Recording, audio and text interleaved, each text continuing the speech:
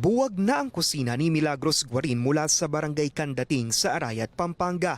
May bitak-bitak na rin sa kanyang bahay. Isa ang tirahan ni Milagros sa 23 kabahayan na napinsala ng katabing river dike na gumuho ng ikalawang beses noong nakaraang linggo. Wala naman kaming kaalam-alam. Tahimik lang kami. Nung biglang mainit ang araw, biglang may pumutok, sabay-sabay yung mga bahay na bumagsak.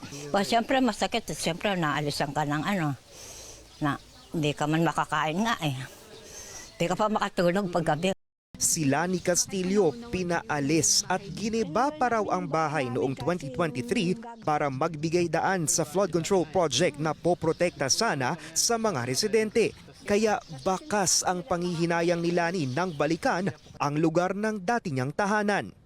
Nung nagawa na, sabi nila, gumanday pa yung lumuwag. Gumuho na yan. Binalikan ni Public Works Secretary Vince Dizon ang lugar ngayong Biyernes, January 30, matapos niya itong inspeksyonin noong nakaraang taon. Ipinaayos ng kalihim noon sa contractor na Edmarie Construction and Trading ang 96 million peso flood control project. Pero ngayon, tumambad sa kanya ang mga bahay na animoy nilindol o binagyo. Kung ang sinasabi ni Edmarie na may problema yung lupa, ibig sabihin, mali yung ginawa niya. Bakit? Kasi hindi ka pwedeng magtayo ng kahit ano hanggat hindi mo na-check kung ano ang status ng lupa. Dapat ang unang ginawa mag-soil investigation. Kasi doon mo magagaman kung gaano kalalim yung pundasyon mo, kung gaano ka taas yung sheet pile mo. Hindi kasalanan ng lupa yun. Pinag-aaralan na ng DPWH na ituring ang lugar na ito bilang danger zone matapos ang pagguho ng dike. Ibig sabihin, kailangang i-relocate ang mga residente. Nagsilikas na. So, but now, i-determine ng DP kung anong distance na kailangan natin ialis yung mga tao.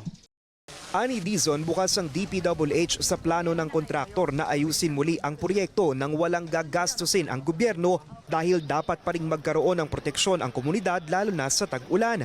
Pero kailangan daw muna nila malaman ang plano ng kontratista. Sa ngayon, may naisip na solusyon ang DPWH sa tulong na rin ng ilang eksperto.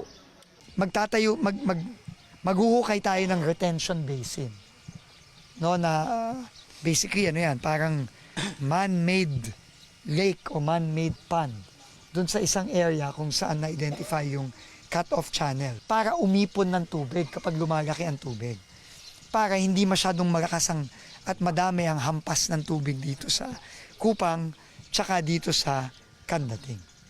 Ayon sa kalihim, gumugulong na rin ang investigasyon sa lahat ng dapat managot sa insidente, pati na kung may sangkot na mambabatas sa flood control project. Sa kabilang dako naman ng Pampanga, sinibak ni Dizon sa pwesto ang ilang opisyal ng Pampanga 2nd District Engineering Office. Hanggang ngayon daw kasi may mga DPWH official pa ring humihingi ng komisyon mula sa mga proyekto ng gobyerno.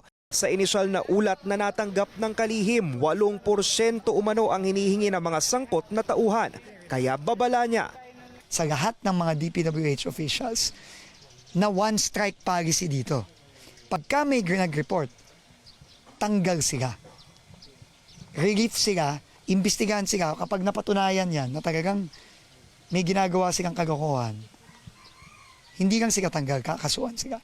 Para sa mga impormasyong napapanahon at on-demand Lance Mexico, Newswatch Plus, Arayat, Pampanga.